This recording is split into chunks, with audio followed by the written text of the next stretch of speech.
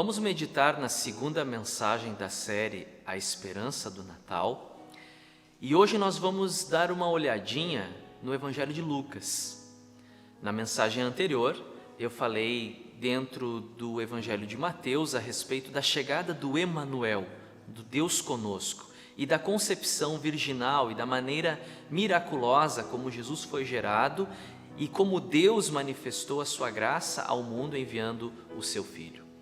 Se você é curioso, e eu espero que seja, eu convido você a ler os primeiros capítulos do Evangelho de Lucas, porque eles são muito ricos em detalhes, muito maiores do que o Evangelho de Mateus. Claro que cada evangelista teve a sua proposta. Por exemplo, se você ler Marcos nem sequer menciona a infância de Jesus. E João já começa falando a respeito do motivo pelo qual o Verbo se fez carne e veio ao mundo, cada um com a sua proposta. No capítulo 2 de Lucas, versículo 8 a 14, após o nascimento de Jesus, anjos do Senhor aparecem a pastores que estão no campo, e aqui a palavra pastor não está se referindo a líderes religiosos, no sentido literal do texto, são homens que cuidam dos seus rebanhos, das ovelhas e demais animais que eram criados. E eles estão nas vigílias da noite. É muito interessante você entender um pouco da cultura judaica nos dias de Jesus. Existiam escalas para cuidar desses rebanhos. Esses funcionários às vezes eram contratados, às vezes eram proprietários desses rebanhos. Eles faziam a troca de horários e ficavam 24 horas por dia cuidando dos animais no campo para que nenhuma presa ou ladrão tivesse facilidade de acesso a esses animais. E esses homens que estão lá na madrugada, à noite, cuidando dos seus rebanhos, eles recebem essa ilustre visita de um mensageiro de Deus que lhes conta a respeito da chegada do menino que acabara de nascer. Eu convido vocês a lerem comigo então, no capítulo 2 de Lucas, do versículo de número 8 até o versículo 14, que nos diz assim: Havia pastores que estavam nos campos próximos, e durante a noite tomavam conta dos seus rebanhos. E aconteceu que um anjo do Senhor apareceu-lhes, e a glória do Senhor resplandeceu ao redor deles. E ficaram aterrorizados. Mas o anjo lhes disse: Não tenham medo. Estou-lhes trazendo boas novas de grande alegria, que são para todo o povo. Hoje, na cidade de Davi, lhes nasceu o Salvador, que é Cristo, o Senhor. Isto lhes servirá de sinal: encontrarão o bebê envolto em panos e deitado numa manjedoura. De repente, uma grande multidão do exército celestial apareceu com o anjo, louvando a Deus e dizendo: Glória a Deus nas alturas, e paz na terra aos homens, aos quais Ele concede o seu favor.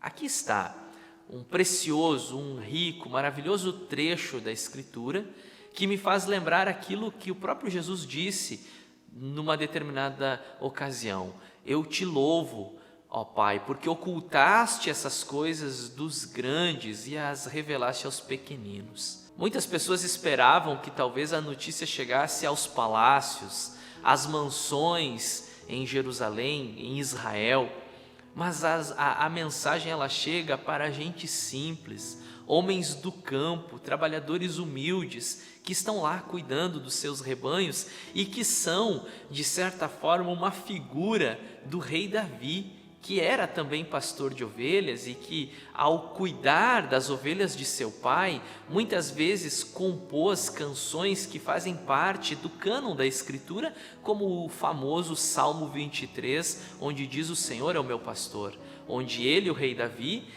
manifestava, expressava o seu cuidado, o zelo pelas ovelhas, mas ao mesmo tempo ele se sentia cuidado pelo pai. O trecho que eu quero usar aqui como base está nos versículos 10 e 11, que diz assim: Mas o anjo lhes disse: não tenham medo. Estou lhes trazendo boas novas de grande alegria que são para todo o povo. Hoje, na cidade de Davi, lhes nasceu o Salvador, que é Cristo, o Senhor. A palavra-chave aqui, ou as palavras-chave, porque são duas para nós, traduzidas como boas novas. E a palavra original é evangelho. A palavra grega evangelho significa boa notícia, uma notícia de alegria, uma notícia que é uma novidade que vai alegrar o ouvinte, aquele que recebe a mensagem. Nós sabemos também que daí surgiu a palavra evangélico, que são aquele grupo de cristãos que crê de forma muito firme na mensagem da cruz, a mensagem da salvação de Cristo. A palavra evangelho, no decorrer dos anos, ela também passa a ser a mensagem de salvação. Quando a gente olha para as cartas, especialmente as do apóstolo Paulo, ou até mesmo nas palavras de Jesus, a palavra evangelho, boa notícia, é um sinônimo da pregação da verdade de Deus, da Bíblia. Esses anjos, eles são portadores de uma boa notícia. E o texto nos diz que eles falam aos pastores que eles estão trazendo uma boa notícia que é para eles, mas não somente para eles, para todo o povo. Qual notícia você gostaria de receber nesse Natal? Temos inúmeras possibilidades, quem sabe a notícia de que há uma vacina já sendo distribuída, a notícia da cura de uma determinada enfermidade, doença, a notícia que você encontrou alguém que você perdeu, que você não viu, não vê há tanto tempo, enfim, são tantas notícias que nós poderíamos listar aqui que poderiam ser sugestões. Mas eu quero dizer para vocês que a maior de todas as notícias que esse mundo poderia ter recebido está neste trecho, nesses versículos das Sagradas Escrituras.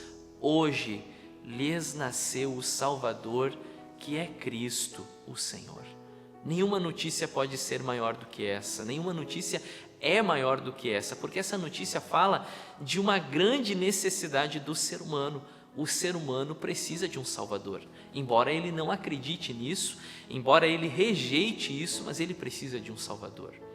O pastor americano, também escritor, Timothy Keller, ele escreveu que esse é o sentido do Natal, que o homem não pode salvar a si mesmo, e por isso que Deus envia o seu Filho.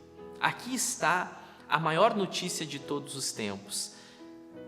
É chegado ao mundo o Salvador, e essa é a esperança do Natal. Eu quero que vocês lembrem, e eu vou ler com vocês aqui, de um dos textos mais conhecidos da Bíblia, especialmente do Novo Testamento, o Evangelho de João, capítulo de número 3 e versículo 16. Eu nem precisaria abrir, mas como eu estou usando a NVI para não misturar as versões, eu vou fazer a leitura aqui. Porque Deus tanto amou o mundo, que deu o seu Filho unigênito para que todo o que nele crer não pereça, mas tenha a vida eterna. Aqui está o Evangelho, aqui está a boa notícia, aqui está a notícia que eu e que você precisamos ouvir e que, embora talvez não quiséssemos ouvir, mas é aquela que nós precisamos ouvir, que Deus enviou o seu único Filho, para que todo aquele que depositar a sua fé, a sua confiança nesse único Filho e em mais nenhum outro, em mais ninguém, possa então estar livre da condenação eterna, não perecer, mas ter a vida eterna. E o apóstolo Paulo, que trabalhou esse conceito do Evangelho, da boa notícia, não agora como uma notícia simples, mas como a pregação de toda a palavra de Deus, quando ele escreve aos Romanos no primeiro capítulo, no versículo 16, ele diz que o Evangelho, ele é o poder de Deus para a salvação, para salvar o pecador, independente da sua etnia, como você pode encontrar no texto, primeiro o judeu e depois o grego. O Evangelho, essa boa notícia de que Jesus veio ao mundo, essa mensagem é o poder de Deus para a salvação de todo aquele que crê. A esperança do Natal é que, independente do que os noticiários estão nos dizendo, o que os veículos de comunicação estão noticiando, às vezes com tragédias que só nos fazem perder a esperança de dias melhores, a palavra de Deus nos dá essa esperança de que a verdadeira boa notícia é a chegada do Filho de Deus a esse mundo. Jesus é a esperança do nosso Natal.